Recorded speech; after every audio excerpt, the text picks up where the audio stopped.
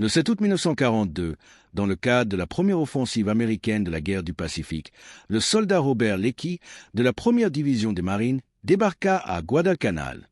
Leakey était mitrailleur dans la compagnie H, 2e bataillon, 1er Marine. Il avait 21 ans, mesurait 1,72 mètres et pesait 68 kg. Il venait du New Jersey. Il s'était engagé le lendemain de Pearl Harbor. Ce que Leakey et des milliers d'autres marines ont découvert à Guadalcanal allait révéler un aspect important mais négligé de la guerre du Pacifique que les planificateurs militaires n'avaient pas entièrement prévu. Les soldats japonais qu'ils combattaient étaient physiquement plus petits que ce que les forces américaines attendaient. Et cette différence de taille a eu des conséquences qui allaient bien au-delà des simples confrontations physiques.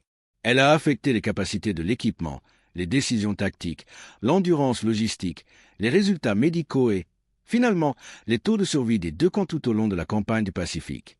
Leakey a servi à la fois dans des rôles d'éclaireur et de mitrailleur, ce qui lui a donné l'occasion d'observer de très près les positions, les fortifications et les pertes ennemies. Ces fonctions exigeaient qu'il se déplace en avant des troupes qui avançaient pour localiser les positions défensives japonaises et rendre compte de la force et des positions ennemies. Cela signifie que Leakey a passé plus de temps que la plupart des fantassins des compagnies de fusiliers standards à examiner les fortifications japonaises, l'équipement capturé et les morts ennemis. Ce qu'il a observé au cours de ses premiers mois à Guadalcanal allait profondément façonner sa compréhension de toute la guerre dans le Pacifique. Les marines qui ont débarqué à Guadalcanal le 7 août s'attendaient à une résistance sérieuse. Les forces japonaises fortifiaient l'île depuis juin 1942, construisant un aérodrome qui, une fois terminé, menacerait les lignes de ravitaillement alliées vers l'Australie. Les stratèges américains considéraient Guadalcanal comme suffisamment critique pour y lancer la première offensive américaine de la guerre du Pacifique, engageant toute la première division des marines dans l'opération, ainsi que des éléments de soutien de la marine et des forces aériennes de l'armée. Mais le débarquement initial n'a rencontré presque aucune résistance. Les ouvriers du bâtiment et les troupes navales japonaises s'étaient retirés à l'intérieur des terres lorsque les navires américains sont apparus au large, laissant la côte essentiellement sans défense. Les marines ont sécurisé l'aérodrome partiellement achevé, qu'ils ont rebaptisé Henderson Field en l'honneur d'un aviateur de marine tué à Midway, dans les 48 heures suivant le débarquement. Les vrais combats ont commencé à la mi-août, lorsque les forces navales japonaises ont débarqué des renforts sur l'île et ont lancé une série de contre-attaques déterminées pour tenter de reprendre l'aérodrome stratégiquement vital. Ces attaques, en particulier la bataille de la rivière Tenaru le 21 août, ont donné aux forces américaines leur premier combat terrestre soutenu contre l'infanterie japonaise pendant la Seconde Guerre mondiale. C'est pendant et après ces engagements que Leakey et d'autres marines ont commencé à remarquer des différences physiques constantes entre eux et leurs adversaires. Le soldat japonais moyen dans le théâtre du Pacifique mesurait 1,61 mètres et pesait entre 53 et 54 kg. Ces données proviennent du « Guide officiel du soldat sur l'armée japonaise », publié par le département de la guerre en 1944, qui a compilé des informations provenant d'interrogatoires de prisonniers, de documents capturés et d'examens médicaux menés tout au long des campagnes du Pacifique. Le guide notait que les soldats japonais étaient de petite taille par rapport aux Américains, avaient des membres courts et épais et une taille moyenne nettement inférieure à celle des soldats occidentaux. Le soldat américain moyen, en revanche, mesurait 1,73 mètres et pesait 65 kg, selon les archives tenues par le corps des intendants de l'armée, qui était responsable du dimensionnement des uniformes et des spécifications de l'équipement. Les marines mesuraient généralement légèrement au-dessus de ces moyennes, car les normes de recrutement du corps des marines pendant cette période favorisaient les recrues plus grandes. Cela créait une différence d'environ 11,5 cm de hauteur et d'environ 11 à 13 kg de poids entre les soldats américains et japonais moyens. Ces mesures peuvent sembler être des variations statistiques mineures, mais dans des opérations de combat soutenues sur des îles isolées du Pacifique avec des ressources limitées, ces différences sont devenues des questions de vie ou de mort d'une manière que ni l'un ni l'autre qu'en avait pleinement anticipé au début de la guerre. Robert Leakey a d'abord rencontré des preuves directes des limitations physiques japonaises lors de la bataille de la rivière Tenaru le 21 août 1942.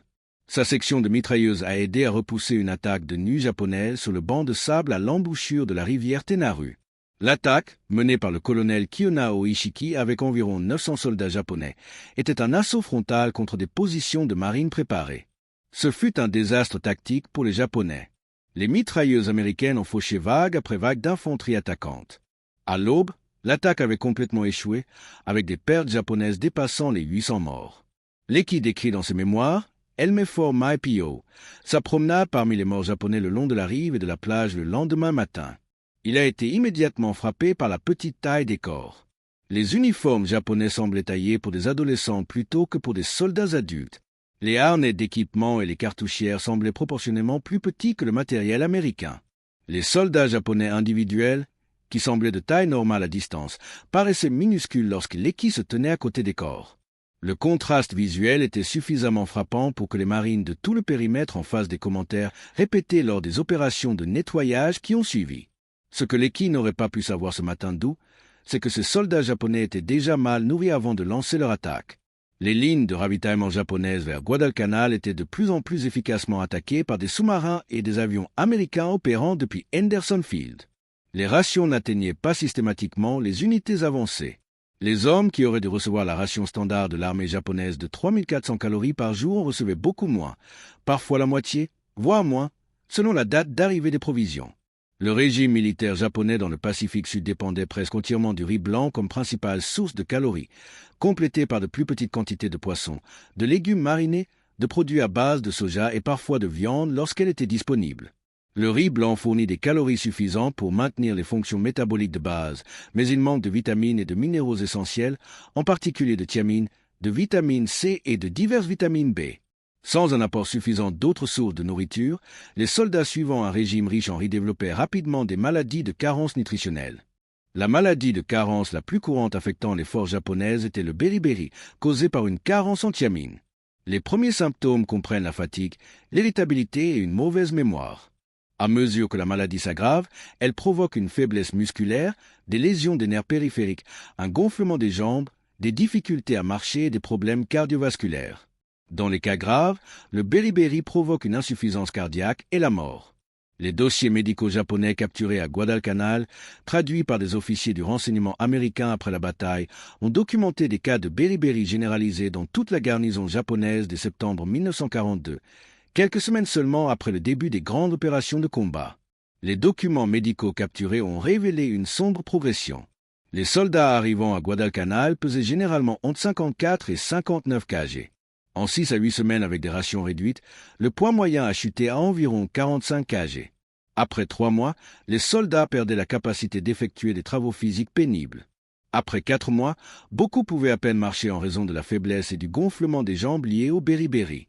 Les dossiers médicaux documentaient des soldats passant de 45 kg à 41 kg, puis à 36 kg, puis mourant d'une combinaison de malnutrition, de maladies et de complications de blessures mineures que des corsins auraient survécu. À Guadalcanal seulement, les forces japonaises ont perdu plus de 30 000 hommes au cours de la campagne de 6 mois, d'août 1942 à février 1943. Sur ce nombre, environ 15 000 sont morts de faim et de maladie. Moins de 5 000 sont morts en combat direct avec les forces américaines. Le reste est mort d'une combinaison de facteurs, mais la malnutrition a été une cause contributive dans la grande majorité des décès japonais à Guadalcanal. Ce schéma, établi lors de la première grande campagne terrestre de la guerre du Pacifique, se répétera d'île en île à mesure que la guerre se poursuivra. La différence de taille physique a affecté les capacités de combat de nombreuses manières qui sont devenues apparentes aux forces américaines pendant la campagne de Guadalcanal. Opération ultérieure. L'une des plus évidentes était la capacité de portage. Les soldats d'infanterie doivent transporter des armes, des munitions, de la nourriture, de l'eau, des outils de retranchement, des fournitures de premiers secours et de l'équipement personnel. La charge totale varie en fonction du rôle et de la mission du soldat, mais elle représente systématiquement un pourcentage important du poids corporel total. La charge de combat standard des marines dans le Pacifique comprenait un fusil M1 Garand pesant 4,3 kg ou une carabine main pesant 2,5 kg pour certains rôles, plus des munitions, une baïonnette, une ceinture de cartouches, une gourde, une trousse de premier secours, un poncho, des rations, un outil de retranchement et des objets personnels. La charge de combat totale variait généralement de 18 à 27 kg, selon le type d'arme et les exigences de la mission. Pour un marine de 66 kg, cela représentait environ 30 à 40% de son poids corporel. Pour un soldat japonais de 45 kg transportant un équipement comparable, cela représentait 50 à 60% de son poids corporel.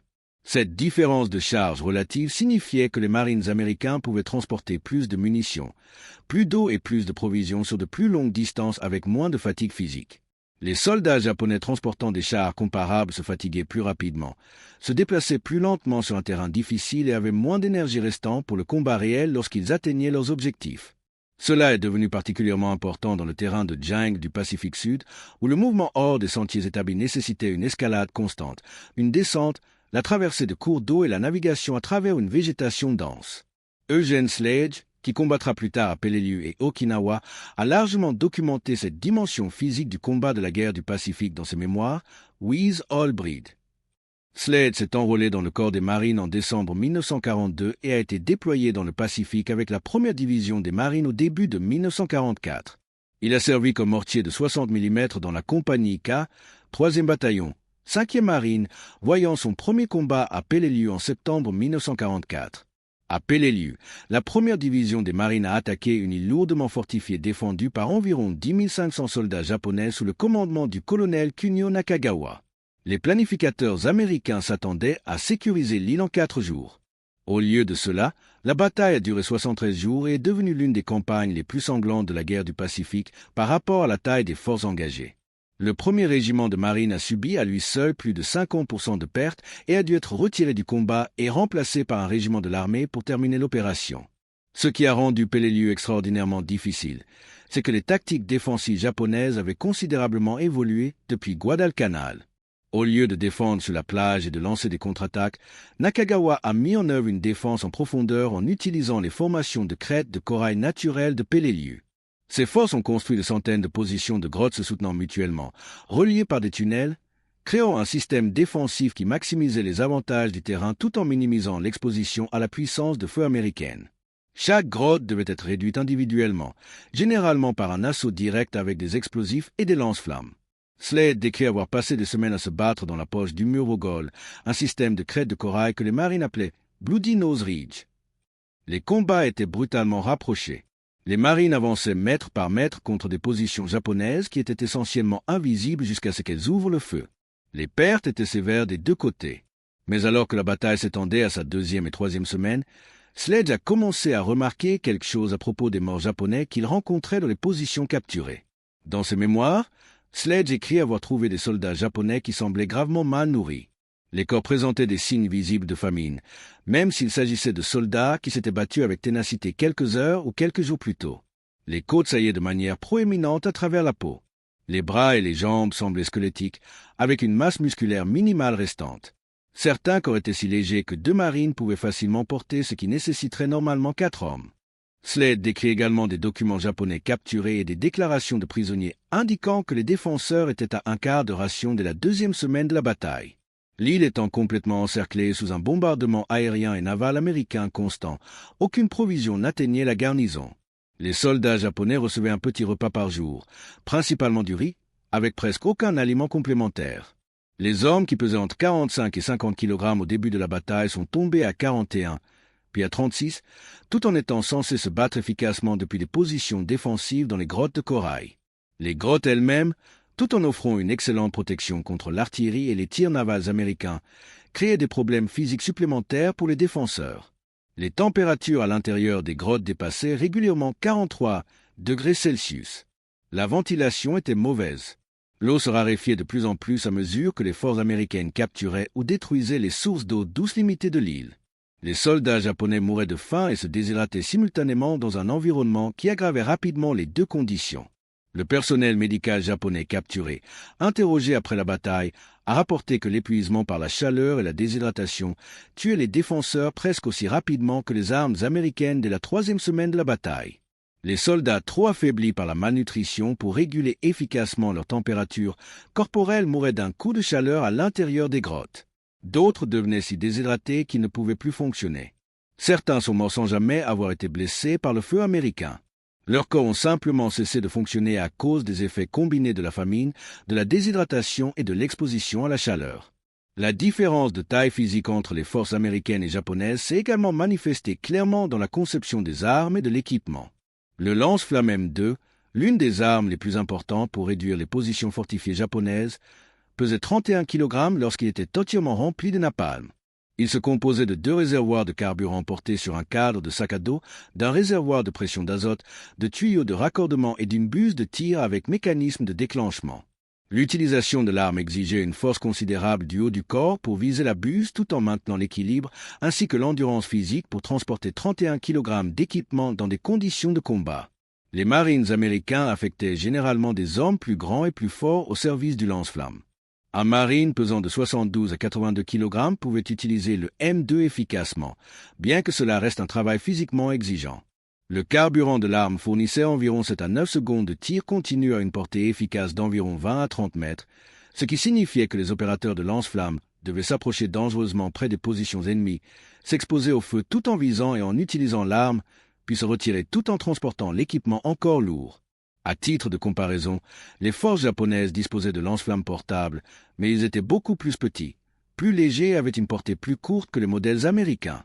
Les lance-flammes de type 93 et de type 100 pesaient environ 23 à 25 kg lorsqu'ils étaient remplis, avaient une portée de seulement 14 à 18 mètres et ont été très peu utilisés au combat. Les exigences physiques de l'utilisation de ces lance-flammes, même plus légers, étaient importantes pour des soldats pesant en moyenne de 45 à 54 kg, en particulier des soldats mal nourris et affaiblis. En conséquence, les forces japonaises comptaient beaucoup plus sur des armes traditionnelles comme les mitrailleuses, les mortiers et les grenades à main pour les opérations défensives. Les mitrailleuses lourdes présentaient des défis de chars similaires. La mitrailleuse lourde de type 92, la mitrailleuse lourde japonaise standard tout au long de la guerre, pesait environ 50 kg avec son trépied et 9 kg de plus pour une charge de munitions de combat typique. Le déplacement de cette arme en position nécessitait plusieurs soldats travaillant ensemble. Pour les forces américaines, avec des marines pesant en moyenne de 68 à 82 kg, le déplacement d'armes lourdes comparables était ardu mais gérable. Pour les soldats japonais pesant en moyenne de 45 à 54 kg, le déplacement d'armes lourdes exigeait un effort physique énorme, en particulier sur un terrain accidenté ou sur des pentes abruptes. Robert Lecky a observé cette imitation à plusieurs reprises lors des campagnes de Guadalcanal et du Cap Gloucester. Les positions défensives japonaises étaient généralement bien construites et intelligemment placées pour maximiser les champs de tir et fournir un soutien mutuel entre les positions. Mais une fois que les forces américaines avaient identifié et supprimé une position, les défenseurs japonais réussissaient très rarement à déplacer leurs armes lourdes vers des positions alternatives. Ils se battaient depuis leur position initiale jusqu'à ce qu'ils soient tués, capturés ou forcés d'abandonner les armes. Les canons étaient tout simplement trop lourds pour que des soldats affaiblis les déplacent sous le feu tout en transportant des munitions et d'autres équipements. La différence de taille s'étendait au-delà des simples armes pour inclure le mouvement tactique de base et la manœuvrabilité. Pendant la bataille du Cap Gloucester, fin décembre 1943 et début janvier 1944, l'unité de Lecky a combattu dans une jungle dense sous une pluie extrêmement forte. Le terrain était montagneux, densément végétalisé et transformé en boue profonde par des pluies constantes. Le mouvement était épuisant même pour des marines bien nourris et physiquement forts. Les forces japonaises défendant le Cap Gloucester ont rencontré des difficultés de terrain similaires, mais y ont fait face tout en recevant des rations inadéquates et en faisant face à une maladie généralisée. Des documents capturés indiquaient que la garnison japonaise connaissait un paludisme important, de la dysenterie et des infections cutanées tropicales en plus des pénuries alimentaires chroniques. Les soldats qui auraient dû peser 54 kg étaient tombés à 45 kg ou moins. Les performances physiques se sont rapidement dégradées dans ces conditions. Lecky décrit avoir vu des prisonniers japonais être escortés vers l'arrière au Cap Gloucester. Les prisonniers semblaient émaciés, faibles, à peine capables de marcher. Beaucoup avaient des infections cutanées visibles, des articulations enflées à cause du beriberi et le regard vide des hommes qui avaient enduré un stress physique et mental prolongé au-delà des limites humaines normales. C'étaient des soldats d'unités d'élite japonaises, longuement entraînés avant la guerre, mais leur entraînement ne pouvait pas compenser des corps qui se consumaient littéralement pour obtenir de l'énergie en raison d'une nutrition inadéquate. Le déséquilibre physique a également affecté le combat au corps à corps, bien que de telles rencontres aient été relativement rares dans les combats du Pacifique. La plupart des combats se déroulaient à plus longue distance, avec des fusils, des mitrailleuses, des mortiers et de l'artillerie. Mais lorsque les soldats américains et japonais se rencontraient de près, généralement lors de tentatives d'infiltration nocturne japonaise ou de dernière résistance défensive, la différence de taille et de force était écrasante. Les rapports après action des marines de Guadalcanal, Tarawa, Peleliu, Iwo Jima et Okinawa contiennent de multiples récits documentés de marines individuelles maîtrisant physiquement plusieurs soldats japonais en combat rapproché.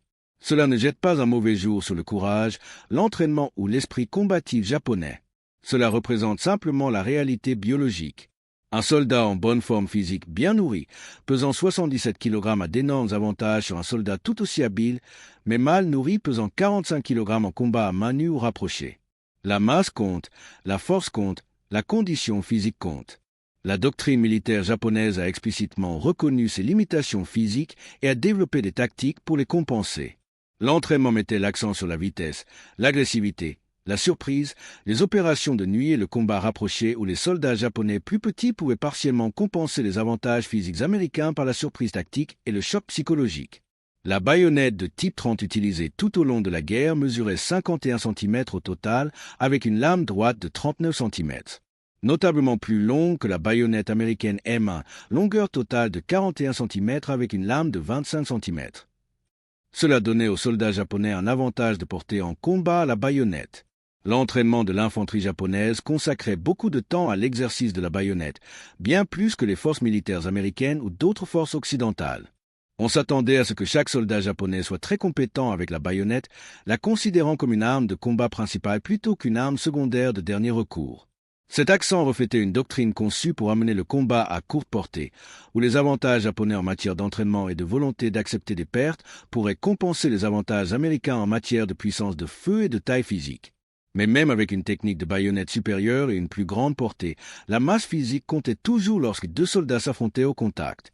Une fois que les baïonnettes se croisaient et que le combat devenait une lutte physique, l'homme plus grand et plus fort avait des avantages décisifs.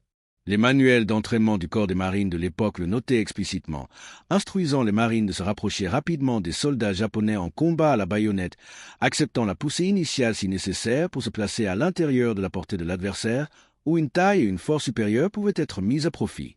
À la fin de 1944, la crise logistique à laquelle étaient confrontées les forces japonaises dans tout le Pacifique était devenue catastrophique. Les sous-marins américains détruisaient systématiquement la marine marchande japonaise plus vite qu'elle ne pouvait être remplacée. La marine marchande japonaise, qui comptait environ 6 millions de tonnes au début de la guerre du Pacifique, avait été réduite à environ 2 millions de tonnes en décembre 1944.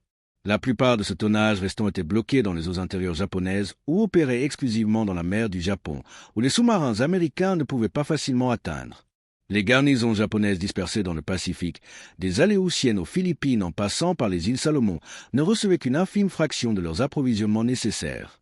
Beaucoup n'ont rien reçu du tout pendant des mois. On a ordonné aux soldats de cultiver leur propre nourriture pour compléter des rations inadéquates, mais la plupart des îles du Pacifique avaient un sol volcanique pauvre, une eau douce limitée et des terres arables insuffisantes pour nourrir des milliers d'hommes.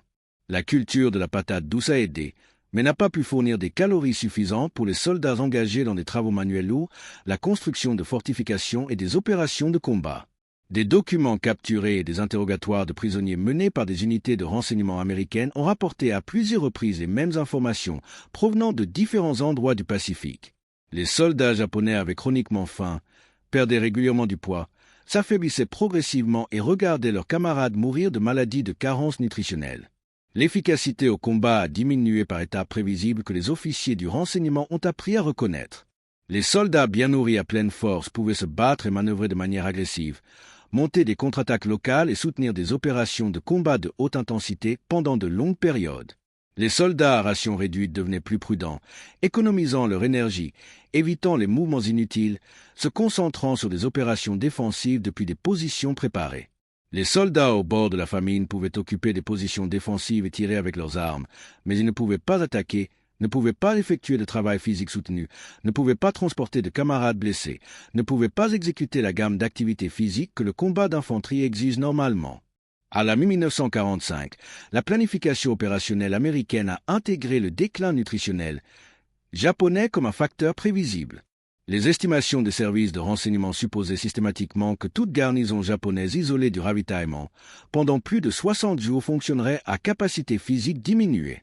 Après 90 jours d'isolement, l'efficacité au combat serait gravement dégradée.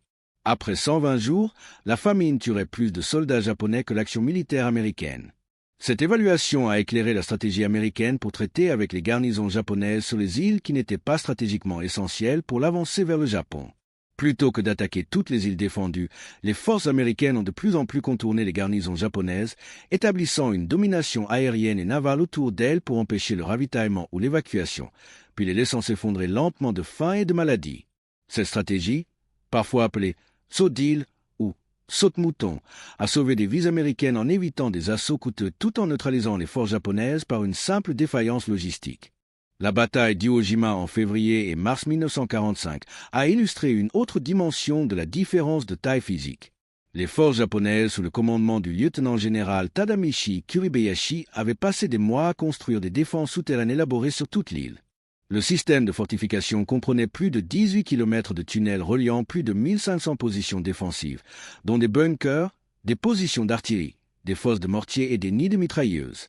Les tunnels offraient des voies de mouvement protégées, permettant aux défenseurs japonais de déplacer leurs forces sans s'exposer à la puissance de feu américaine. Mais les tunnels étaient conçus en fonction des dimensions physiques des soldats japonais. Les hauteurs des tunnels étaient en moyenne de 1,62 à 1,73 mètres, suffisant pour des soldats mesurant en moyenne 1,60 mètres, mais exigus pour les Marines américains, dont beaucoup mesuraient plus de 1,83 mètres. À l'intérieur des systèmes de tunnels, les défenseurs japonais avaient un avantage de mobilité significatif. Ils pouvaient se déplacer librement à pleine hauteur, tandis que les Marines américains avançant dans les tunnels devaient se baisser ou ramper, ce qui les rendait plus lents et présentait des cibles plus faciles. Les ingénieurs de combat américains ont rapidement reconnu ce problème tactique. La solution consistait à éviter autant que possible le combat dans les tunnels. Les équipes d'ingénieurs ont scellé les entrées des tunnels avec des explosifs, ont utilisé des bulldozers pour effondrer des sections entières de tunnels et ont pompé de la fumée ou de l'essence enflammée dans les ouvertures des tunnels pour forcer les défenseurs à sortir. Les lance-flammes montées sur chars se sont avérées particulièrement efficaces, pompant du napalm dans les entrées des grottes et des tunnels, remplissant les espaces intérieurs de feu et de fumée toxiques qui les rendaient inhabitables. Les soldats japonais ont soit évacués sous le feu coordonné des Américains, soit sont morts de chaleur et d'inhalation de fumée à l'intérieur des tunnels. Ces tactiques étaient brutales mais efficaces. Elles reflétaient l'adaptation américaine à des conditions de combat où les dimensions physiques des positions défensives favorisaient les défenseurs plus petits. Si les Marines américains ne pouvaient pas facilement entrer et nettoyer des systèmes de tunnels conçus pour des hommes plus petits, ils feraient des tunnels des pièges mortels pour quiconque s'y trouverait. Cette adaptation tactique a sauvé des vies américaines en évitant les combats rapprochés dans des espaces où la taille devenait un handicap plutôt qu'un avantage. Les données médicales systématiquement collectées auprès des prisonniers japonais capturés et l'examen des morts ennemis ont confirmé les observations de terrain tout au long des campagnes du Pacifique. Les médecins attachés aux unités de marine et de l'armée ont documenté que les prisonniers japonais capturés pesaient en moyenne 49 kg au moment de leur capture. Plus de 70% présentaient des signes cliniques de malnutrition, notamment une atrophie musculaire, une perte de graisse sous-cutanée, un édème, des lésions cutanées et diverses maladies de carence en vitamines. Plus de 40% présentaient des symptômes de beriberi. Plus de 12% présentaient des signes de scorbut dû à une carence en vitamine C. Les taux de survie des soldats japonais blessés étaient considérablement inférieurs au taux de survie des blessés américains, même lorsque les deux recevaient un traitement médical rapide. Les médecins américains ont attribué cette différence principalement à des réserves physiologiques réduites dans les corps mal nourris. Un corps sain et bien nourri a une capacité substantielle à survivre à un traumatisme, à combattre une infection et à guérir des blessures. Un corps mal nourri fonctionnant aux limites de ses ressources a une capacité de réserve minimale. Une perte de sang qu'une personne en bonne santé pourrait survivre s'avère fatale pour quelqu'un déjà psychologiquement compromis. Des infections qui seraient normalement contrôlées par le système immunitaire deviennent écrasantes. Des blessures qui guériraient dans un corps sain deviennent des complications fatales dans un corps affamé. Les infirmiers de la marine servant avec des unités de marine ont documenté ces différences tout au long des campagnes du Pacifique. Les infirmiers ont noté que les blessés japonais nécessitaient moins de morphine pour une gestion efficace de la douleur par rapport aux blessés américains ayant des blessures similaires. Les hypothèses initiales attribuaient cela à des différences culturelles dans la tolérance à la douleur ou au stoïcisme. Cependant, les médecins effectuant des examens systématiques ont réalisé que l'explication réelle était plus simple. Les calculs de dosage sont basés sur le poids corporel.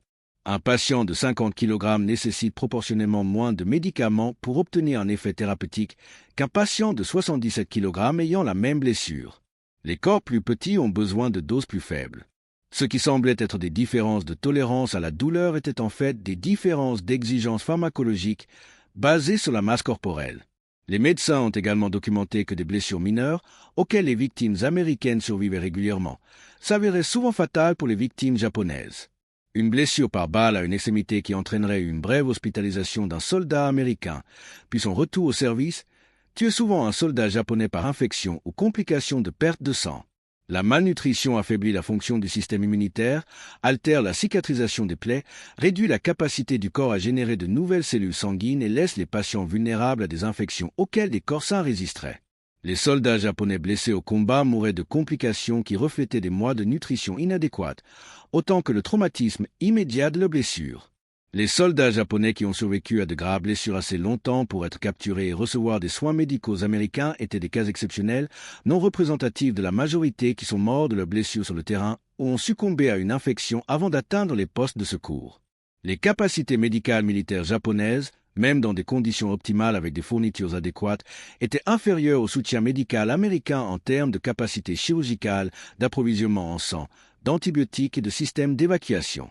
Combiné à des pénuries chroniques de ravitaillement qui laissaient les unités médicales japonaises sans médicaments adéquats, sans fourniture chirurgicale, ni même sans bandage de base, le taux de survie des soldats japonais gravement blessés était extrêmement faible par rapport au taux de survie des victimes américaines.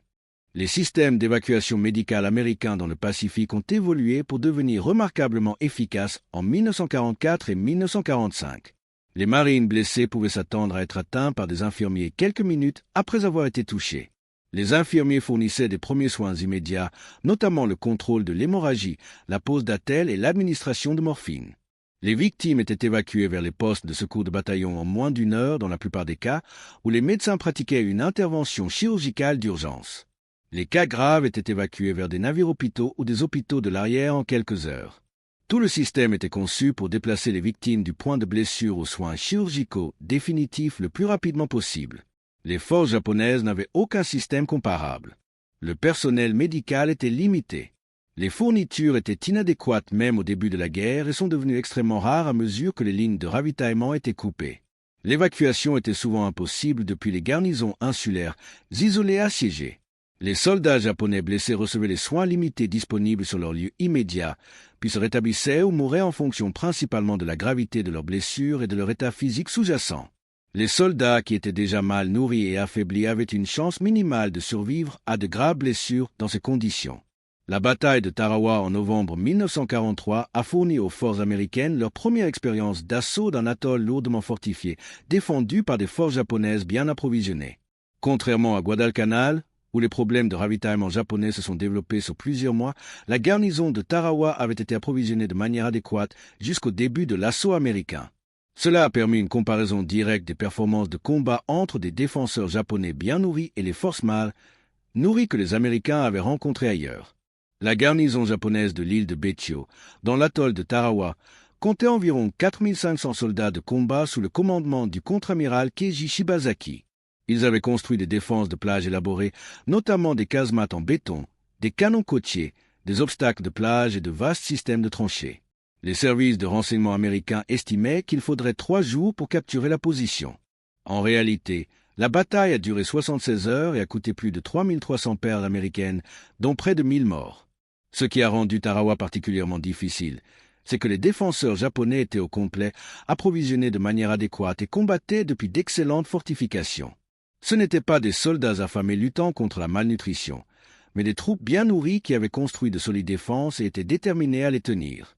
Le contraste avec les forces japonaises mal nourries rencontrées à Guadalcanal et qui seraient plus tard vues à Peleliu était notable. Les soldats japonais bien approvisionnés combattant depuis des positions préparées étaient extraordinairement difficiles à déloger, même avec une supériorité de puissance de feu américaine écrasante. Les leçons tirées de Tarawa ont influencé la planification américaine pour les opérations ultérieures. Les planificateurs ont réalisé que les forces japonaises au complet dans des positions fortifiées infligeraient de lourdes pertes, quels que soient les avantages américains en matière de puissance de feu et de nombre. Cette prise de conscience a renforcé la valeur stratégique de la campagne sous-marine contre la marine marchande japonaise. Si les garnisons japonaises ne pouvaient pas être approvisionnées de manière adéquate, elles s'affaibliraient progressivement, rendant l'assaut américain final moins coûteux en vie, même s'il était plus long.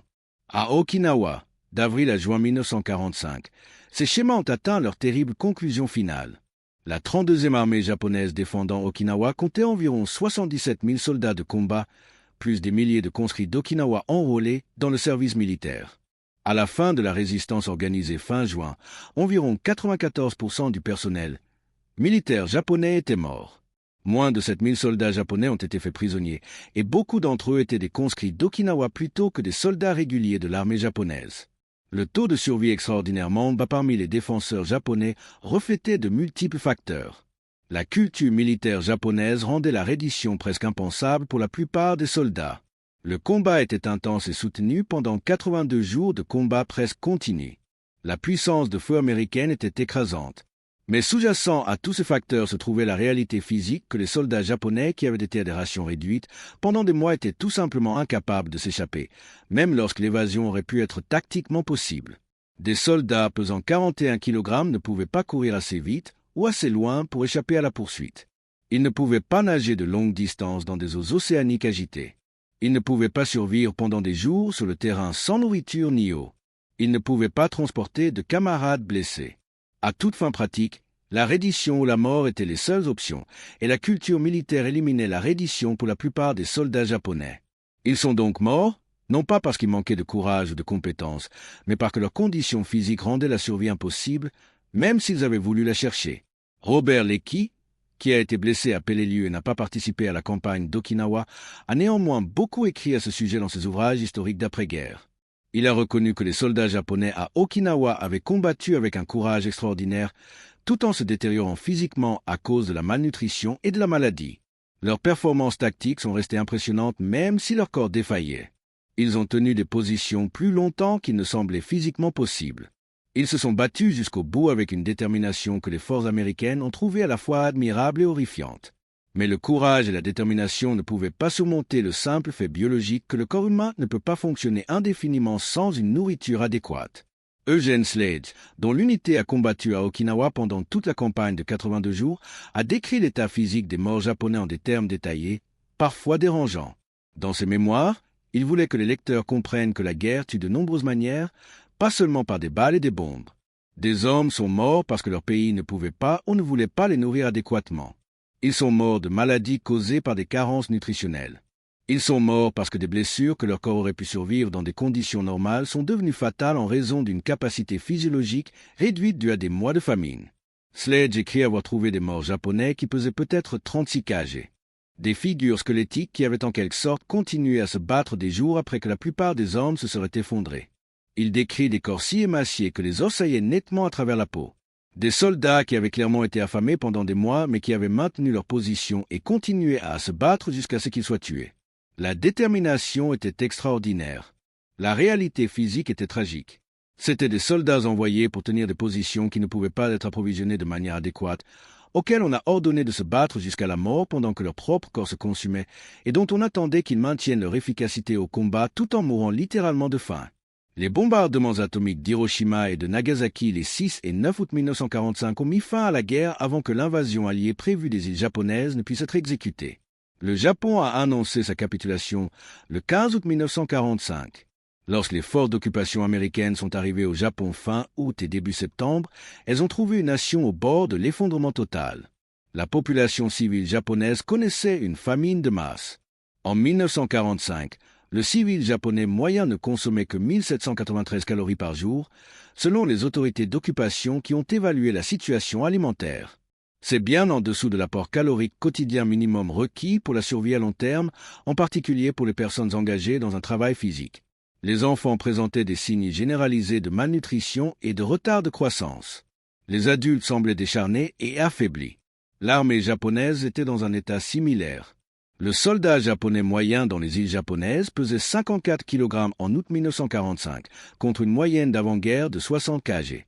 Cette perte de poids moyenne de 6 kg dans toute une force militaire représente une malnutrition systémique profonde.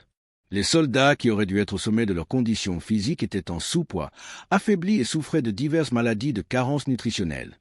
Si l'invasion prévue du Japon avait eu lieu, les forces américaines auraient affronté des défenseurs déjà physiquement compromis avant que le premier coup de feu ne soit tiré. La différence de taille physique entre les marines américains et les soldats japonais n'a pas été la principale raison pour laquelle l'Amérique a gagné la guerre du Pacifique.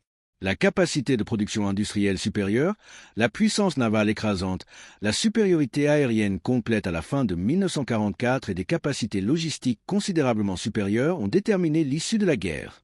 Mais la différence de taille était un symptôme visible des asymétries stratégiques plus profondes qui ont rendu la victoire américaine inévitable une fois que la puissance industrielle et militaire américaine s'est pleinement mobilisée. Les soldats japonais sont entrés dans la guerre du Pacifique avec un poids moyen de 54 kg, soutenus par des lignes de ravitaillement qui se sont avérées totalement inadéquates une fois que les forts américaines ont atteint la domination navale. Les soldats américains sont entrés en guerre avec un poids moyen de 66 kg, soutenus par le système logistique le plus puissant et le plus étendu jamais créé. Cette différence, combinée à la capacité de l'Amérique de maintenir ses lignes de ravitaillement à travers le Pacifique tout en coupant simultanément les lignes de ravitaillement japonaises, a créé les conditions qui ont conduit à la défaite japonaise. Robert Leakey a survécu à la guerre. Il a été blessé par une commotion cérébrale à Peleliu en septembre 1944 et a été évacué du combat. Il est retourné aux États-Unis en mars 1945 et a été honorablement démobilisé peu de temps après. Leakey a travaillé comme journaliste et auteur, écrivant plus de 40 livres sur l'histoire militaire, le sport et d'autres sujets au cours de sa longue carrière. Ses mémoires de guerre, Elmefort Mai Pio, ont été publiés en 1957 et sont restés continuellement imprimés, reconnus comme l'un des récits les plus honnêtes et les plus viscéraux du combat terrestre dans le théâtre du Pacifique. Leakey est décédé en décembre 2001, à l'âge de 81 ans, laissant derrière lui sa femme Vera et leurs 3 enfants. Eugene Sledge est retourné en Alabama après sa démobilisation en février 1946. Il a lutté contre ce qui serait aujourd'hui reconnu comme un trouble de stress post-traumatique, faisant des cauchemars et ayant des difficultés à se réadapter à la vie civile. Il a fréquenté l'université d'Auburn, obtenant des diplômes de licence et de maîtrise, puis a obtenu un doctorat en biologie de l'université de Floride. Sledge a enseigné la biologie à l'université de Montvalo en Alabama pendant des décennies, devenant un professeur bien-aimé connu pour sa passion pour l'histoire naturelle et son dévouement envers les étudiants. À l'instigation de sa femme, Sledge a commencé à écrire sur ses expériences de guerre à la fin des années 1970. Ses mémoires, With the All Breed, ont été publiés en 1981 par une petite presse universitaire. Ils ont immédiatement reçu des critiques élogieuses. Des historiens militaires, dont John Keegan et Paul Fussell, l'ont qualifié de l'un des meilleurs mémoires de combat jamais écrits, louant son honnêteté sans faille et son attention aux réalités physiques du combat soutenu. Le livre est devenu une lecture obligatoire à l'Académie navale des États-Unis et est régulièrement assigné dans les cours universitaires sur l'histoire de la Seconde Guerre mondiale et la littérature militaire. Sledge est décédé en mars 2001 à l'âge de 77 ans. Leakey et Sledge ont tous deux passé leurs années d'après-guerre à aider les gens à comprendre que la guerre n'est pas une aventure romantique, mais une horreur soutenue ponctuée de moments de terreur, d'épuisement et de perte. Ils ont écrit honnêtement sur ce dont ils ont été témoins, y compris l'état physique des soldats japonais qu'ils ont combattus. Ils ont décrit des corps émaciés, des preuves visibles de famine et les manifestations physiques d'une défaillance logistique écrite sur les cadavres d'hommes qui s'étaient battus courageusement jusqu'à ce que leur corps les lâche.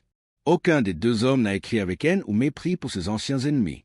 Tous 2 ont reconnu que les soldats japonais s'étaient battus avec un courage et une détermination extraordinaires dans des conditions impossibles. Mais tous 2 ont également compris que le Japon avait envoyé des centaines de milliers de soldats mener une guerre que la nation n'avait pas les ressources pour soutenir. Les soldats japonais n'ont pas perdu parce qu'ils étaient des combattants inférieurs. Ils ont perdu parce que les sous-marins américains ont coupé les lignes de ravitaillement qui auraient dû les nourrir, parce que la capacité industrielle de leur nation ne pouvait pas rivaliser avec la production américaine, et parce que leurs propres corps se sont finalement consumés lorsque la nourriture adéquate a cessé d'arriver.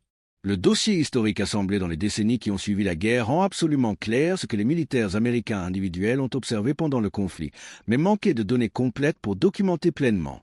Les forces militaires japonaises dans tout le Pacifique ont souffert d'une carence nutritionnelle catastrophique qui a progressivement dégradé leur efficacité au combat de 1942 à 1945. Plusieurs études universitaires publiées depuis la guerre ont estimé que la malnutrition et la maladie ont tué plus de soldats japonais dans le Pacifique que l'action militaire américaine directe, peut-être avec des ratios approchant 3 victimes de famine et de maladie pour 2 victimes de combat. Sur les garnisons insulaires isolées qui ont été contournées par les avancées américaines, les ratios étaient beaucoup plus extrêmes. Certaines unités japonaises ont perdu 90% ou plus de leurs effectifs à cause de la famine, avec seulement une poignée de soldats mourant de l'action ennemie.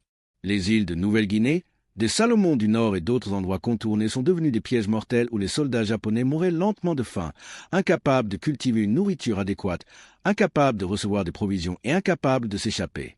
La différence de taille de 11,5 cm et de 11 kg entre les marines américains moyens et les soldats japonais moyens reflétait l'énorme disparité des capacités logistiques entre les 2 nations en guerre. Les États-Unis pouvaient nourrir leurs forces militaires de manière adéquate tout au long du conflit, tout en fournissant de vastes quantités d'aide alimentaire aux nations alliées. Le Japon ne pouvait même pas nourrir adéquatement ses propres forces militaires une fois que le contrôle américain des voies maritimes a rendu la navigation régulière impossible. Ce simple fait a façonné les décisions tactiques, a déterminé les taux de survie, a influencé les résultats de batailles spécifiques et a contribué de manière significative à la trajectoire globale de la guerre du Pacifique. Ce n'est pas un récit sur une génétique américaine supérieure ou une physiologie japonaise inférieure. Les deux populations ont produit des soldats physiquement capables. C'est une histoire de ce qui se passe lorsqu'une nation combattante maintient le contrôle de ses lignes de ravitaillement, tout en coupant systématiquement les lignes de ravitaillement de l'adversaire. Il s'agit de soldats envoyés pour défendre des îles qui ne pouvaient pas les soutenir logistiquement, auxquels on a ordonné de tenir des positions qui ne pouvaient pas être approvisionnées de manière adéquate et qui ont été laissés à dépérir lentement tout en étant censés maintenir leur efficacité au combat. Le courage des soldats japonais combattant dans ces conditions était remarquable. Des actes individuels d'héroïsme et de détermination étaient monnaie courante. Les unités se sont battues efficacement bien après qu'elles auraient dû être inefficaces au combat en fonction de leurs conditions physiques. Mais le courage ne pouvait pas fabriquer de la nourriture qui n'existait pas. La détermination ne pouvait pas surmonter les exigences biologiques du métabolisme humain. La situation stratégique à laquelle étaient confrontées les forces japonaises était fondamentalement intenable. Une fois que les forces américaines ont atteint la domination navale et aérienne dans tout le Pacifique, les leçons de la dimension logistique de la guerre du Pacifique restent pertinentes pour les forces militaires modernes. Les capacités logistiques ne sont pas périphériques à l'efficacité au combat, mais centrales. Les soldats qui sont insuffisamment nourris, approvisionnés et équipés ne peuvent pas se battre efficacement, quel que soit leur entraînement, la qualité de leur doctrine tactique ou leur courage individuel. Le corps humain a des exigences physiques qui ne peuvent être ignorées ou surmontées par la seule volonté. Les calories comptent, la nutrition compte, la sécurité de la ligne d'approvisionnement compte. Ce ne sont pas des fonctions de soutien subordonnées aux opérations de combat, mais des facilitateurs fondamentaux sans lesquels les opérations de combat ne peuvent être maintenues. Aujourd'hui, la doctrine militaire américaine met l'accent sur la logistique comme un élément fondamental de la puissance de combat, au même titre que la manœuvre, la puissance de feu et la protection. Cet accent doctrinal est directement basé sur les leçons apprises pendant la Seconde Guerre mondiale, en particulier dans le théâtre du Pacifique, où les forces américaines ont été témoins de première main des conséquences d'une logistique inadéquate. Les corps émaciés des défenseurs japonais sur les îles du Pacifique ont servi de leçons durables sur la raison pour laquelle les lignes de ravitaillement doivent être protégées, l'infrastructure logistique doit être maintenue et une nutrition adéquate des soldats n'est pas un aspect facultatif des opérations militaires, mais une condition préalable fondamentale pour une efficacité au combat durable. Si vous avez trouvé cet examen des dimensions négligées de l'histoire de la guerre du Pacifique informatif et stimulant, veuillez envisager d'aimer cette vidéo pour nous aider à atteindre d'autres personnes intéressées par une analyse historique sérieuse. Abonnez-vous pour rester en contact avec des examens détaillés de l'histoire militaire qui vont au-delà des récits de combat traditionnels pour explorer les réalités humaines et logistiques qui ont déterminé les résultats. Nous serions ravis d'entendre vos réflexions dans la section des commentaires sur les aspects de l'histoire de la Seconde Guerre mondiale que vous aimeriez voir examinés dans de futures analyses. Notre communauté est composée de vétérans de guerre, d'historiens professionnels, d'étudiants et de personnes qui cherchent à comprendre comment les guerres sont menées et gagnées au niveau humain. Merci de votre attention et de votre engagement réfléchi avec une histoire difficile qui mérite d'être rappelée et comprise.